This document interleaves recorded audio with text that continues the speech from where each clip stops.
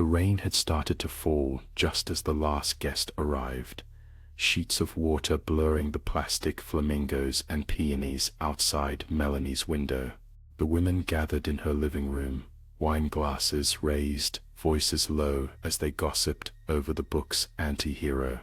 Melanie smiled, her face a porcelain mask, laughter twisting through the candle-lit air, while an undercurrent of unease rippled beneath her skin. The book club had been her idea, her way to bring neighbors together, to prove she could be more than the town's model wife and mother. Her friends never suspected how suffocating perfection could feel until the screaming started. It began subtly, a shattered glass, a splatter of red wine against the cream rug. Melanie apologized, dabbing at the stain, but her eye lingered on the blade she'd tucked beneath the serving tray. When Cynthia said she'd heard footsteps outside last night, Melanie's gaze sharpened, heat blooming in her chest. Shelley laughed it off. The only stalkers in their suburb were deer. The others joined in. For a moment, the room bright again. But Melanie felt them watching her, always watching, judging her burnt cookies, her husband's late arrivals, her forced laughter. The wine flowed faster. Ruth began to cry, confiding that old familiar dread, that prickling chill after dark. Melanie squeezed her hand. "We're safe here," she lied, but Ruth insisted. Someone was out there. Power flickered. The candles shivered. Melanie fetched a new bottle from the cellar, pausing, blood thundering in her ears. When she returned, the laughter had curdled into arguments, secrets hoisted like daggers. Melanie poured the drinks with a trembling hand, and the shadows seemed to crawl along the walls.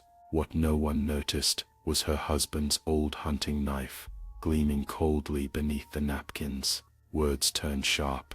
Insults, betrayals surfaced, blooming from tired corners of friendship.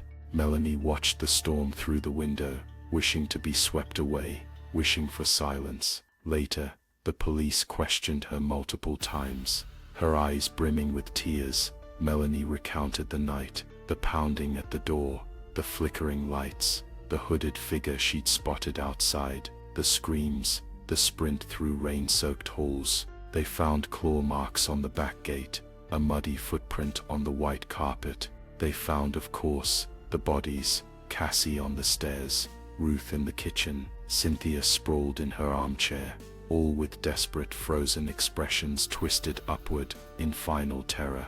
The police believed her, at least enough to free her on bail. The town clucked their tongues with sympathy, brought her casseroles, barely able to meet her eyes. Yet in the silent aftermath, a new tension filled her pristine house, a relentless watching. She told herself the cameras, the patrol cars, the pitying glances were for her safety. She said she felt safer, but every time she washed the kitchen knives, she saw reflected faces behind her.